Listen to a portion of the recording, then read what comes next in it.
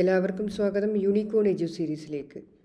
നമ്മൾ ഇന്ന് ചെയ്യാൻ പോകുന്നത് ഫിംഗർ പ്രിൻ്റ് സെർച്ചർ എന്നുള്ള PSC എക്സാമിൻ്റെ മോഡൽ ക്വസ്റ്റ്യൻസ് ആണ്. നമ്മൾ 20 ക്വസ്റ്റ്യൻസ് ആണ് ഓരോ സിലബസ് ബേസ്ഡ് ആയിട്ടുള്ള ഓരോ സെക്ഷനിൽ നിന്നും നമ്മൾ ഡിസ്കസ് ചെയ്യുന്നത്.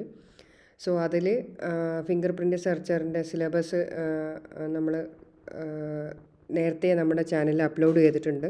ആ സിലബസ് ബേസ് ചെയ്തിട്ടുള്ള ക്വസ്റ്റ്യൻസ് തന്നെയാണ് നമ്മൾ പ്രിപ്പയർ ചെയ്തിട്ടുള്ളത്.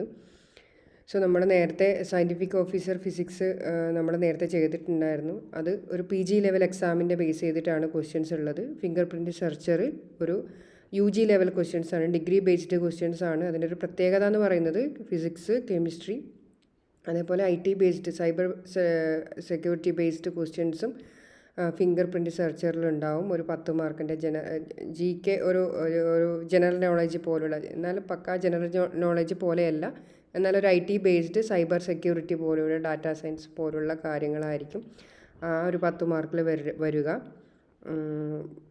10 മീൻസ് 10+10 എന്നുള്ള രീതിയിലാണ് വരിക. ജനറൽ നോളജ് അല്ലെങ്കിൽ IT ബേസ്ഡ് ക്വസ്റ്റ്യൻസ് ഒരു 20 മാർക്കിൻ്റെയാണ്. 40 മാർക്ക് ഫിസിക്സിനും 40 മാർക്ക് കെമിസ്ട്രിക്കും എന്നുള്ള രീതിയിലാണ് ഇതുപോലെ സിലബസ് ഫിംഗർ പ്രിൻ്റ് സെർച്ചറിൻ്റെ ക്രമീകരിച്ചിട്ടുള്ളത്. നമ്മുടെ സിലബസ് നോക്കിക്കഴിഞ്ഞാൽ നമുക്ക് മനസ്സിലാവും. ഫിസിക്സ് പാർട്ട് ഏകദേശം കംപ്ലീറ്റ്ലി ഡിഗ്രി ബേസ്ഡ് ആണ്. അതേപോലെ കെമിസ്ട്രി പാർട്ട് നമുക്ക് ഫിസിക്സ് പഠിച്ച ആൾക്കാർക്കും കൂടി ഹാൻഡിൽ ചെയ്യാൻ പറ്റുന്ന രീതിയിലുള്ള കുറച്ച് കെമിസ്ട്രി പാർട്ട് തന്നെയാണ് ഉള്ളത്. അതിൽ കുറച്ച് ഭാഗങ്ങൾ ഫിസിക്കൽ കെമിസ്ട്രി പോലുള്ള ഭാഗങ്ങൾ സിമിലർ ആയിട്ടുള്ള സിലബസ് തന്നെയാണ്. ഫിസിക്സ് പഠിച്ച കുട്ടികൾക്കും കൂടി ഹാൻഡിൽ ചെയ്യാവുന്ന രീതിയിൽ തന്നെയാണ് സിലബസ് വന്നിട്ടുള്ളത്. നമ്മൾ അതിൽ പറഞ്ഞിട്ടുള്ള ഫിസിക്സിനെ ബേസ് ചെയ്തിട്ടുള്ള സിലബസും അതേപോലെ കെമിസ്ട്രിയെ ബേസ് ചെയ്തിട്ടുള്ള സിലബസിലെ 20 ക്വസ്റ്റ്യൻസും നമ്മൾ ഓരോ സെക്ഷനായിട്ട് നമ്മൾ ഈ ചാനലിൽ ഡിസ്കസ് ചെയ്യുന്നതാണ്. അതിൽ ഫിംഗർ പ്രിൻ്റ് സെർച്ചറിൻ്റെ സിലബസ് ബേസ്ഡ് എക്സ്പ്ലനേഷൻ പോകുമ്പോൾ ഫസ്റ്റ് വരുന്നത് മെക്കാനിക്സ് ആണ്. മെക്കാനിക്സിലെ 20 ക്വസ്റ്റ്യൻസിലേക്ക് കടക്കാം. നമ്മൾ ക്വസ്റ്റ്യൻസും ഡയറക്റ്റായിട്ട് ആൻസേഴ്സും എന്നുള്ള രീതിയിൽ തന്നെയാണ് പോകുന്നത്. ജസ്റ്റ് ഇതുപോലുള്ള ക്വസ്റ്റ്യൻസ് പരിചയപ്പെടുക എന്നുള്ള രീതിയിൽ തന്നെയാണ് നമ്മൾ ഈ ഒരു വീഡിയോ കൊണ്ട് ഉദ്ദേശിക്കുന്നത്.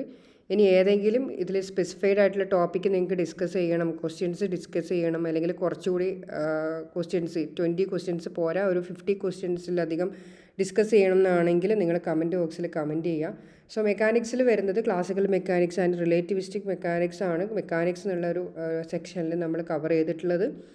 അതിൽ ആദ്യത്തെ question, which of the following is A scalar quantity? നമ്മൾ പറഞ്ഞതുപോലെ സയൻറ്റിഫിക് ഓഫീസറിൻ്റെ ഒരു PG ലെവൽ ക്വസ്റ്റ്യൻസ് ആയിരുന്നു. ഒരു ഹൈ സ്റ്റാൻഡേർഡ് അല്ലെങ്കിൽ ഒരു PG ലെവൽ സ്റ്റാൻഡേർഡ് തന്നെ കീപ്പ് ചെയ്തുകൊണ്ട് തന്നെയാണ് ആ ക്വസ്റ്റ്യൻ ചോദിച്ചത്. അതേപോലെ ഫിംഗർ പ്രിൻ്റ് സെർച്ചർ ഒരു UG ബേസ്ഡ് ക്വസ്റ്റ്യൻസ് ആണ് ഉണ്ടാവുക, കുറച്ചുകൂടി ബേസിക് ആയിട്ട്. എന്നാൽ സബ്ജക്റ്റിൽ സിലബസ് മൊത്തം കവർ ചെയ്യുന്ന രീതിയിൽ തന്നെ ആയിരിക്കും ക്വസ്റ്റ്യൻസ് ഉണ്ടാവുക. അതുകൊണ്ട് തന്നെ ക്വസ്റ്റ്യൻസ് പരിചയപ്പെടുക മാക്സിമം എന്നുള്ളത് തന്നെയാണ് പ്രിപ്പറേഷന് ഏറ്റവും നല്ലത്. സ്കേലാർ ക്വാണ്ടിറ്റി എന്ന് പറഞ്ഞു കഴിഞ്ഞാൽ നമുക്കറിയാം, വെക്റ്റർ ക്വാണ്ടിറ്റി ഉണ്ട്, സ്കേലാർ ക്വാണ്ടിറ്റി ഉണ്ട്. വെക്റ്റർ ക്വാണ്ടിറ്റി എന്ന് പറയുന്നത് ബോത്ത് ഡയറക്ഷൻ ഉണ്ടാവും, മാഗ്നിറ്റ്യൂഡ് ഉണ്ടാവും. അതുപോലെ സ്കേലാർ ക്വാണ്ടിറ്റി എന്ന് പറയുന്നതിൽ ഓപ്ഷൻസ് കൊടുത്തിരിക്കുന്നത് ഫോഴ്സ്, ഡിസ്പ്ലേസ്മെൻറ്റ്, വർക്ക്, വെലോസിറ്റി തന്നെയാണ്. അപ്പോൾ നമുക്ക് ഓപ്ഷൻസ് കണ്ടാൽ തന്നെ അറിയാം ആൻസർ വർക്കാണ് സ്കേലാർ ക്വാണ്ടിറ്റി ആയിട്ട് വരുന്നത്. നമ്മളധികം എക്സ്പ്ലനേഷൻസ് ആഡ് ചെയ്യുന്നില്ല, സിമ്പിൾ ക്വസ്റ്റ്യൻസ് ആണ്. ആൻസേഴ്സ് നമുക്ക് ജസ്റ്റ് ഒന്ന് മെൻഷൻ ചെയ്ത് പോകുന്നതായിരിക്കും കുറച്ചുകൂടി നല്ലതെന്ന് വിചാരിക്കുന്നു. നിങ്ങൾക്ക് എന്തെങ്കിലും സജഷൻസ് ഇതുപോലുള്ള വീഡിയോസിനെ കുറിച്ച് പറയാനുണ്ടെങ്കിൽ കമൻറ്റ് ബോക്സിൽ കമൻറ്റ് ചെയ്യുക. എന്നാൽ തുടർന്നുള്ള വീഡിയോ ഓരോ സിലബസിൽ ബേസ് ചെയ്തിട്ടുള്ള തുടർന്നുള്ള ഫിംഗർ പ്രിൻ്റ് സെർച്ചറിൻ്റെ വീഡിയോ നമുക്ക് ചേഞ്ച് വരുത്താൻ പറ്റുന്നതാണ്. Okay, second question, Newton's first law of motion is also known as the law of. Newton's first ലോന് നമ്മൾ വിളിക്കുന്ന മറ്റൊരു പേര് എന്ന് പറയുന്നത് ലോ ഓഫ് ഇനേഷ്യ ആണ്. ഓപ്ഷൻസ് കൊടുത്തിട്ടുള്ളത് ആക്ഷൻ, റിയാക്ഷൻ, അതേപോലെ conservation of momentum, energy conservation എന്നൊക്കെ കൊടുത്തിട്ടുണ്ട് ഓപ്ഷനിൽ. കൺഫ്യൂഷൻ ആവാതെ തന്നെ ലോ ഓഫ് ഇനേഷ്യ എന്നുള്ളത് നമുക്ക് ആൻസർ ചെയ്യാൻ വേണ്ടി പറ്റണം. അതേപോലെ നെക്സ്റ്റ് ക്വസ്റ്റ്യൻ എന്ന് പറയുന്നത് ഡയമെൻഷനെ ബേസ് ചെയ്തിട്ടാണ്. കുറേ കാര്യം ഏകദേശം ഡയമെൻഷൻ അനാലിസിസ് ഏകദേശം ഒരു ഐഡിയ ഉണ്ടായിരിക്കണം. ബൈഹാർട്ട് പഠിക്കുന്നതിനേക്കാളും ഡയമെൻഷൻ അനാലിസിസ് ഒരു ബേസിക് കാര്യങ്ങളുണ്ട്. ആ കാര്യങ്ങൾ നോക്കി തന്നെ പോയി കഴിഞ്ഞാൽ ഡയമെൻഷൻസ് നമുക്ക് പഠിക്കാൻ പറ്റും. ഓക്കെ, ഡയമെൻഷൻ ഓഫ് ഫോഴ്സ് ആണ് ചോദിച്ചിട്ടുള്ളത്. ഓപ്ഷൻസ് കൊടുത്തിട്ടുണ്ട്. ഫോഴ്സ്, മാസ് ഇൻറ്റു ആക്സിലറേഷൻ എന്നുള്ള ടേം നമുക്ക് ഓർമ്മയുണ്ടെങ്കിൽ, അതേപോലെ ആക്സിലറേഷൻ്റെ ഡയമെൻഷൻ ഓർമ്മയുണ്ടെങ്കിൽ നമുക്ക് കൃത്യമായിട്ട് ഡയമെൻഷൻ നമുക്ക് ഫോഴ്സിൻ്റെ ഓർത്ത് വെക്കാൻ പറ്റും. ആൻസർ ml(T)⁻2 ആണ്. അതിൽ ആക്സിലറേഷൻ വരുന്നത് L(T)⁻2 ആണ്. അങ്ങനെയുള്ള ചില കാര്യങ്ങൾ ഒരു കോമ്പിനേഷൻ ആയിട്ടുള്ള ഒരു ക്വസ്റ്റ്യൻ്റെ ആൻസറിൽ കൂടി തന്നെ നോക്കി വെക്കുക. Coming to the fourth question, a body of mass m is moving with a velocity v, it's kinetic energy is given by. മാസും വെലോസിറ്റിയും തന്നിട്ടുണ്ട്, കൈനറ്റിക് എനർജിയുടെ എക്സ്പ്രഷനാണ് ചോദിച്ചിട്ടുള്ളത്. ഡയറക്റ്റ് ആൻസർ ആണ്. ആൻസർ ½ mv², 1/2 mv² ആണ് ആൻസർ ആയിട്ട് വരിക. Coming to the fifth question, the work done on a body is 0 when. Work done 0 ആവുന്നത് എപ്പോഴാണ്? ഒന്ന്, അതിൽ ഓപ്ഷൻസ് കൊടുത്തിരിക്കുന്നത്. ഇത്തരം ടൈപ്പിലുള്ള ചോദ്യത്തിൻ്റെ ഒരു പ്രത്യേകത എന്ന് പറഞ്ഞു കഴിഞ്ഞാൽ നമ്മൾ എല്ലാ ഓപ്ഷൻസും നമുക്ക് ശരിയായി തോന്നും.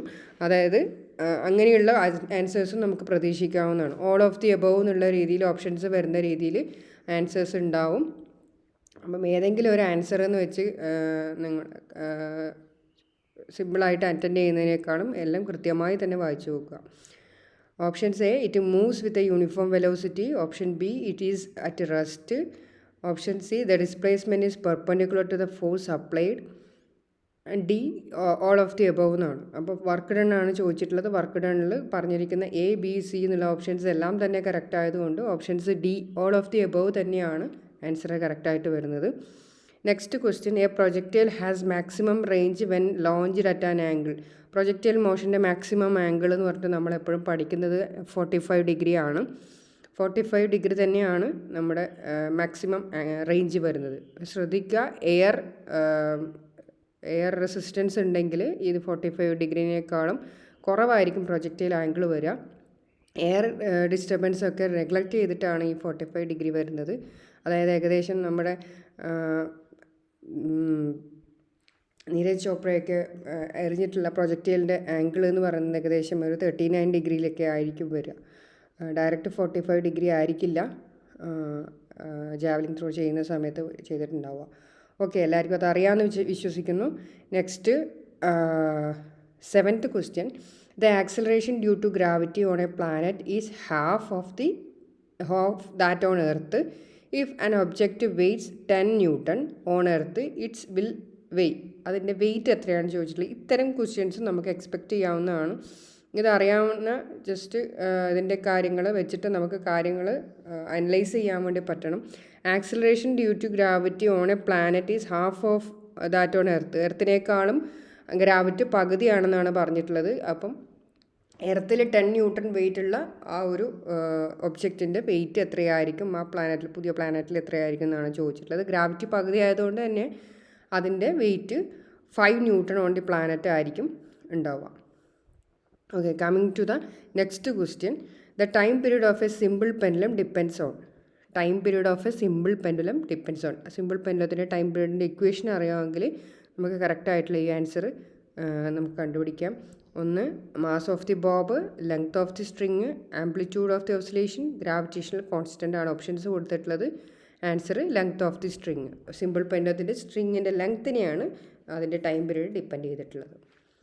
Okay, coming to the next question, in uniform circular motion the centripetal force is directed. Centripetal ഫോഴ്സിൻ്റെ ഡയറക്ഷൻ എങ്ങനെയാണ് സർക്കുലർ മോഷനിൽ ഉണ്ടാവുക എന്നാണ് ചോദിച്ചിട്ടുള്ളത്. എപ്പോഴും നമ്മൾ സെൻട്രിപിറ്റൽ ഫോഴ്സ് പഠിച്ചിട്ടുള്ളത് it's towards the centre of the circle തന്നെയാണ് പഠിച്ചിട്ടുള്ളത്. ടുവാർഡ്സ് ദ സെൻറ്ററിലോട്ട് ആണ് അതിൻ്റെ ഡയറക്ഷൻ ഉണ്ടാവുക. അപ്പോൾ ഓപ്ഷൻസ് ഇതിൽ കൊടുത്തിട്ടുള്ള ടാൻജൻഷ്യൽ ടു ദ സർക്കിൾ, അതായത് ഒരു സർക്കിളിൻ്റെ ടാൻജൻ്റ് ആയിട്ടാണോ, towards the centre of the circle, സെൻറ്ററിൻ്റെ അകത്തോട്ടാണോ, away from the centre of the circle, സർക്കിളിൽ നിന്ന് പുറത്തേക്കാണോ അതിൻ്റെ direction, along the velocity of the object, ആ ഒബ്ജക്റ്റിൻ്റെ വെലോസിറ്റിയുടെ ഡയറക്ഷനിലാണോ സെൻട്രിപിറ്റൽ ഫോഴ്സ് ഉണ്ടാവുക എന്നൊക്കെയാണ് ഓപ്ഷൻസ് കൊടുത്തിട്ടുള്ളത്. Centripetal force towards the centre of the circle. Answer B ആണ്. Coming to the next question, which of the following is a non conservative force. Non conservative force ഏതാണെന്നാണ് ചോദിച്ചിട്ടുള്ളത്. Option gravitational, electrostatic, frictional, elastic, spring force എന്നൊക്കെ കൊടുത്തിട്ടുണ്ട്. So അതിൻ്റെ answer C, frictional force ആണ്. Coming to the 11th question, principle of conservation of linear momentum is a consequence of. Principle of conservation of linear momentum is a consequence of Newton's first law, second law, third law, work energy theorem. Principle of conservation of linear momentum വരുന്നത് ന്യൂട്ടൻ്റെ third ലോയിലാണ്. So ന്യൂട്ടൻ്റെ third law പ്രകാരമാണ് ഈ conservation of linear momentum വരുന്നത്. Okay, coming to the 12th question, which quantity is conserved in an elastic collision? Elastic collision ഏതാണ് conserved ആയിട്ടുള്ളത്? ഇലാസ്റ്റിക്കും ഇൻഇലാസ്റ്റിക് കൊളീഷനും ഈ സമയത്ത് നമുക്ക് ഓർമ്മ വരേണ്ടതാണ്. ഇലാസ്റ്റിക് കൊളീഷനിൽ കൺസേർവ്ഡ് ആയിട്ടുള്ള quantity both momentum and kinetic എനർജിയാണ്. Kinetic energy and momentum conserved in elastic collision. Okay, അതെല്ലാവർക്കും അറിയുന്നതാണ്. അതേപോലെ next question, 13th question, the escape velocity of an object depends on. Escape velocity of an object depends on both the radius and the mass of the planet. Escape velocity depend ചെയ്യുന്നത് റേഡിയസിനെയും അതേപോലെ ഏത് പ്ലാനറ്റിൻ്റെയാണ് escape velocity എന്നുള്ളതിനും depend ചെയ്തിട്ടാണ് escape velocity വരുന്നത്. അതിൻ്റെ വാല്യൂം കൂടി പഠിച്ചിരിക്കുന്നത് നല്ലതാണ്. Next question, relativistic mass of object increases with. Relativistic mass of an object increases വിത്ത് ഏത് quantity എന്നാണ് കൊടുത്തിട്ടുള്ളത്. ഓപ്ഷൻസിൽ തന്നെ നമുക്ക് കുറേ എണ്ണം നമുക്ക് റിമൂവ് ചെയ്യാൻ പറ്റും. ഇതൊക്കെ തന്നെ ആയിരിക്കില്ല എന്നുള്ള രീതിയിൽ നമുക്ക് കൊണ്ടുവരാൻ പറ്റും. അതായത് ടെമ്പറേച്ചറും എനർജി ലോസൊന്നും അല്ല എന്നുള്ള രീതിയിൽ നമുക്ക് പെട്ടെന്ന് ആ ഒരു ആൻസർ എയും ഡിയും അല്ല എന്നുള്ള കാര്യം ഓർത്ത് വെക്കാം. അതേപോലെ ഡിസ്റ്റൻസ് ഫ്രം ദി ഒബ്സർവറും അല്ല. Okay, then coming to the answer, velocity approaching the speed of light. Relativistic mass of an object increases with the velocity approaching the speed of light എന്നാണ് ആൻസർ വന്നിട്ടുള്ളത്. Coming to the 15th question, what is the relativistic energy of the object at rest? Relativistic എനർജിയുടെ എക്സ്പ്രഷനും ഈ സമയത്ത് ഓർത്ത് വെക്കുക. അതേപോലെ റെസ്റ്റിലായിരിക്കുന്ന സമയത്ത് അതിൻ്റെ റിലേറ്റിവിസ്റ്റിക് എനർജി എന്ന് പറയുന്നത് ഈക്വൽ ടു mc² ആണ് വരിക. റെസ്റ്റിലായിരിക്കുന്ന ക്വാണ്ടിറ്റിക്ക് മൊമെൻറ്റം 0 ആയിരിക്കും. അപ്പം ആ മൊമെൻറ്റത്തിൻ്റെ പാർട്ടാണ് 0 ആയിട്ട് വരുന്നത് റിലേറ്റിവിസ്റ്റിക് എനർജിയുടെ ഇക്വേഷനിൽ. Coming to the 16th question, the principle of equivalence in general relativity states that. The principle of equivalence in general relativity states that. Principle of equivalence എന്ന് പറയുന്നത് gravity and inertia are equivalent. Principle of ഇക്വലൻസിൽ പറയുന്നത് gravity and inertia are equivalent എന്നാണ് പറഞ്ഞിട്ടുള്ളത്. Principle of equivalence in general relativity. Okay, coming to the next question, a geostationary satellite has an orbital period of. A geostationary satellite has an orbital period of. നമ്മൾ Jio stationery satellite പഠിക്കുന്നത് തന്നെ അതിൻ്റെ orbital period 24 hours എന്ന് പറഞ്ഞുകൊണ്ടാണ്. So ഇത് സിമ്പിളായിട്ട് direct ആയിട്ടുള്ളൊരു question തന്നെയാണ്. Geostationary satellite has an orbital period of 24 hours. Coming to the next question, in a system where no external force acts, the center of mass moves with. അതായത് in a system where no external force acts, the center of mass moves with. താഴെ കൊടുത്തിരിക്കുന്ന ഏത് വെച്ചിട്ടാണ് അത് centre of mass move ചെയ്യുക? Constant velocity. Centre of mass move ചെയ്യുന്നത് constant വെലോസിറ്റിയിലായിരിക്കും. Centre of mass move ചെയ്യുക കോൺസ്റ്റൻറ്റ് വെലോസിറ്റിയിലായിരിക്കും if there is no external force acts on it. Okay, coming to the last two questions, the 19th question, the Lagrangian of a system is defined as. Lagrangian L is defined as T minus V. അങ്ങനെ തന്നെയാണ് നമ്മൾ പഠിച്ചിട്ടുള്ളത്. L equal to T minus V. T is nothing but the kinetic energy and V is the potential energy. So the answer is option A, kinetic energy minus potential energy is the Lagrangian of the system. Coming to the last question of the syllabus of fingerprint researcher mechanics, which of the following is a characteristics of relativistic mechanics but not classical mechanics? Classical മെക്കാനിക്സിൻ്റെ characteristics അല്ലാത്ത എന്നാൽ relativistic മെക്കാനിക്സിൻ്റെ characteristics ആയ properties ഏതൊക്കെയാണ് എന്നാണ് ചോദിച്ചിട്ടുള്ളത്, അല്ലെങ്കിൽ characteristics ഏതാണെന്ന് ചോദിച്ചിട്ടുള്ളത്. Options conservation of energy, Lorentz contraction, Newton's laws, parabolic trajectories എന്നൊക്കെ കൊടുത്തിട്ടുണ്ട്. അത് ലോറൻസ് കോൺട്രാക്ഷൻ തന്നെയാണ് അതിൻ്റെ ആൻസറായിട്ട് വരുന്നത്. സോ നമ്മൾ ഈ ഒരു സിലബസിൽ മെക്കാനിക്സിൻ്റെ പാർട്ടിൽ നമ്മൾ റിലേറ്റിവിസ്റ്റിക്കും ക്ലാസിക്കൽ മെക്കാനിക്സും ബേസ് ചെയ്തിട്ടുള്ള 20 questions ആണ് ഉൾപ്പെടുത്തിയിട്ടുള്ളത്. നമ്മൾ സോർട്ട് ചെയ്തിട്ടാണ് ഈ 20 questions സെലക്ട് ചെയ്തിട്ടുള്ളത്. ഇനിയും ഒരുപാട് ഈ ഒരു സിലബസിൽ മെക്കാനിക്സിൻ്റെ ബേസ്ഡ് ക്വസ്റ്റ്യൻസ് ഉണ്ട്. നമ്മൾ ഫോർ ദ ടൈം ബീയിങ് നമ്മൾ ഓരോ സിലബസിൽ നിന്നും നമ്മൾ 20 questions ആണ് കവർ ചെയ്യാൻ ഉദ്ദേശിക്കുന്നത്. ഇത്തരം ഒരു മോഡലിലായിരിക്കും നമ്മൾ ക്വസ്റ്റ്യൻസ് നിങ്ങൾ എക്സാമിന് വേണ്ടി എക്സ്പെക്റ്റ് ചെയ്യേണ്ടത്. സോ നമ്മൾ കവർ ചെയ്തിട്ട് നമ്മൾ ഓരോ സിലബസ് കവർ ചെയ്തിട്ട് ചെയ്യുന്ന സമയത്ത് നിങ്ങൾക്ക് ഓരോ ക്വസ്റ്റ്യൻ്റെ പാറ്റേൺസ് മനസ്സിലാവും. അതിനനുസരിച്ച് പ്രിപ്പയർ ചെയ്യാം. മാക്സിമം മോഡൽ ക്വസ്റ്റ്യൻസ് നോക്കി പ്രിപ്പയർ ചെയ്യുന്നതായിരിക്കും നല്ലത്. സിലബസ് ബേസ് ചെയ്ത് പഠിക്കുമ്പം ഒരുപാട് പഠിക്കാൻ നമുക്കുണ്ട്. ഒരുപാട് സിലബസ് നമുക്ക് മെൻഷൻ ചെയ്തിട്ടുണ്ട്. അതൊക്കെ പഠിക്കുക എന്ന് പറഞ്ഞു കഴിഞ്ഞാൽ സമയം ഒരുപാട് വേണം. അതേപോലെ ഇങ്ങനെ ക്വസ്റ്റ്യൻസ് ആയിട്ട് നമ്മൾ ഡീൽ ചെയ്യുകയാണെങ്കിൽ കുറച്ചുകൂടി സിമ്പിളായിരിക്കും. സോ ഇനിയും നമ്മൾ അടുത്ത സിലബസിനെ ബേസ് ചെയ്തിട്ടുള്ള വീഡിയോ 20 ക്വസ്റ്റ്യൻസ് നമ്മളുടൻ അപ്ലോഡ് ചെയ്യുന്നതായിരിക്കും. So thank you for watching the video.